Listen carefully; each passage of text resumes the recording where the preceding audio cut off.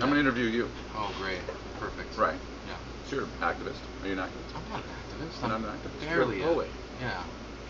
So you're a poet. You reflect back to the world. Reflect back to myself. Okay. So what's wrong with politics? It's just not an accurate representation right now of what people actually want, and part of that is because people they're not really inspired to go out and vote. For one thing, it's been a while since Canada's really had a leader. Right. But a lot of it is just, what happened with the last election, saying like, oh yes, we want a majority government. Right. It's not a true majority government. Not at all.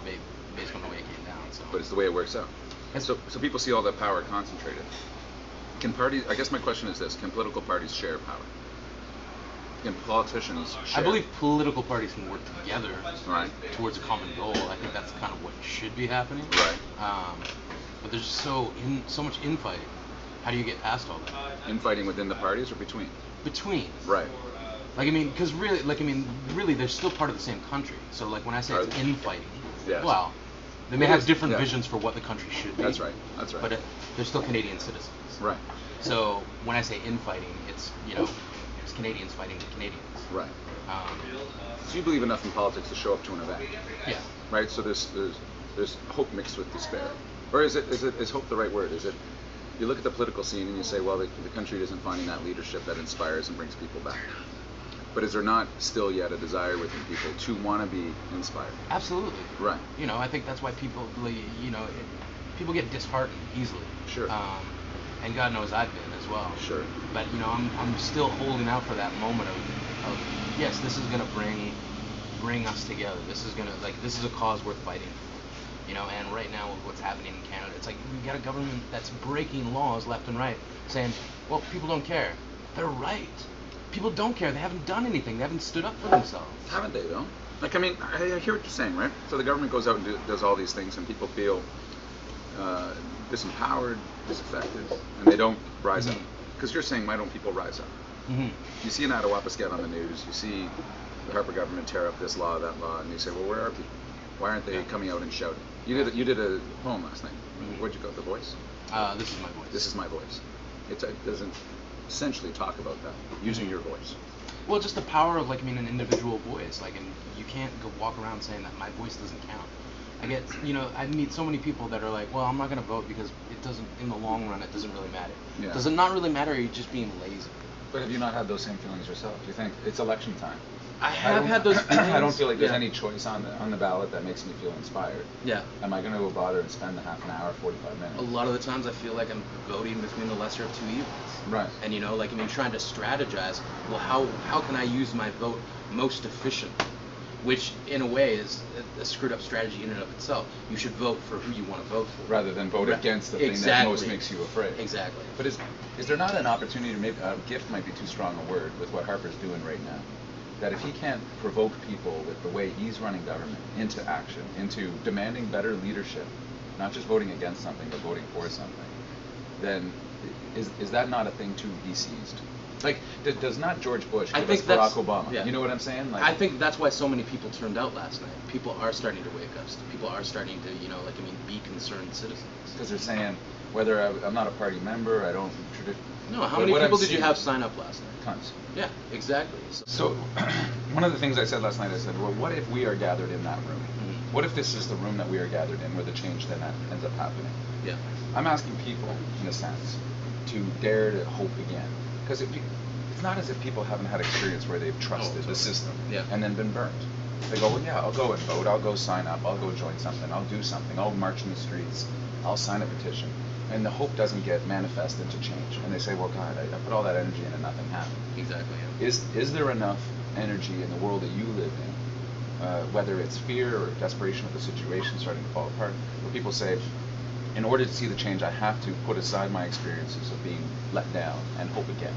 I've said, let's be less about ourselves as a party and more about the country. Mm-hmm. Let's put aside only NDP initiatives and only NDP interests, which is the NDP forming government. Yes. And say the best way that we do that is if we put that to the side for a moment and say to a larger section of Canadians, we're going to open our doors and we're going to open them physically. We're not going to give platitudes. Right? It's like when I go into schools or universities, and I'll be with another politician and they'll say, young people, and they'll go into this series of platitudes about young people. And it drives me crazy because it's not respect. I agree with you. Right? They go, young people you're our greatest natural resource and you're our future. And then go back into Parliament and vote on a whole bunch of things that hurts the prospects of young people. And I call it BS, right? So if you say, how do we shake people up? I say, we change the whole conversation. We take the frame around politics, which is war analogies, right? You know, we're going to war, we got generals and we got war rooms and all the rest. The other guys are terrible, we're the best. And we say, we're going to be generous. We're going to say that the common cause of climate change, the common cause of better education, will unite progressive voters across this country. And we need to lay down our bayonets to other parties or other people who have voted differently. And say, if you have that common cause, then you are welcome, my friend. My reality is, if you want to get something done, generally speaking in life, you got to work together. You want to go out on the road and do something with your poetry, right? You're going to work with somebody. You're going to work with somebody else, right? You want to change something here in your hometown, you're going to work with somebody else. So the problem with partisan politics is it drives people away from working with others. That's by its nature. It's always a win-lose. If I'm winning, you must be losing, and vice versa. Yeah, but that's not the way of the world. The way of the world is, oftentimes, in order for you to get something done, other people have to win too. Yeah. That's where I come from. Right? That's so. You know, I can absolutely see that the alarm clock is set. I'm just hoping that it goes off this time. In time. You know, or this time. It's been set before, but it just hasn't gone off. You know, and we sleep through it. You know. But I get what you're saying. Hit the snooze. We hit the snooze. Yeah. I love this analogy because you come to the election and you say, this is something so important for us to do. Will you come out and participate? People go, yes, climate change, yes, education, and then they. It's either it doesn't go off or the snooze button. You know, it's like, oh, I just. I can't drag myself out of bed. Yeah, Mom. absolutely. You know, there's a poet from the United States, Mark Smith, who started. He actually started the slam movement, which I was a part of originally. And he had this great poem, and I think it kind of sums it up, like in terms of building community, in terms of building even government or proper structure. And his poem was called, or the line from the poem that resonated with me and has for a long time is, when you get to the top of the mountain, pull the next one up, then there'll be two of them.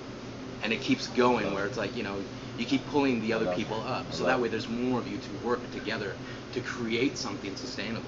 So. See, I love that because sometimes other poets say it better, you know. What? Yeah, it's Shane, true. don't say this, man. Don't say it. But because it seems to me, as I get engaged in leadership politics, there's a certain iconic status that you're supposed to try to achieve. And we're doing this to Jack's memory already, right?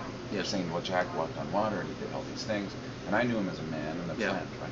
And I said, well, no, Jack's, the first thing he would insist upon when he would get up is to talk about the praise of others, right? Yeah. And he'd say, well, I've come to this point in my life and we've achieved this success. Now let me tell you about so-and-so who started this recycling program and this women's shelter and somebody who did this.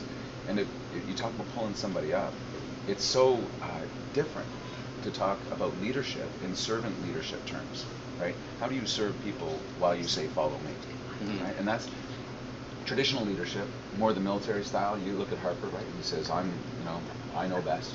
Follow me. I'm on top of the mountain. You're not, and you're not coming up here. Yeah. Oh, absolutely. And you're not invited. You're not. It's never going to happen. Yeah. I will. My cold dead hands kind of thing. Leave this place. So how do you talk about leadership in such a way that says, through my success, your success is born. Through this success of this conversation that says we can change politics. I was on with a reporter and he said, what are your goals? And I said, to change politics fundamentally in Canada. Yeah. He goes, that's it? I said, yeah, that's it. Right? And so everything we put out, whether it's a policy on this, that, or the other, the way we engage with people, we're having a big arts community meeting this afternoon in Vancouver to talk about different things. It's something about changing the very system. Because our voting, you talked about our voting system. Yeah. Of course it's broken. Yeah. When people go in and vote, the odds that the parliament will actually look like what they want it to look like are almost zero. No, and I'm not saying there's a perfect system, but there's definitely a better one. Well, ours sucks. Yeah. Ours completely sucks. This is cool. Yeah, cheers. Thanks, man. And for everything. Oh, no worries.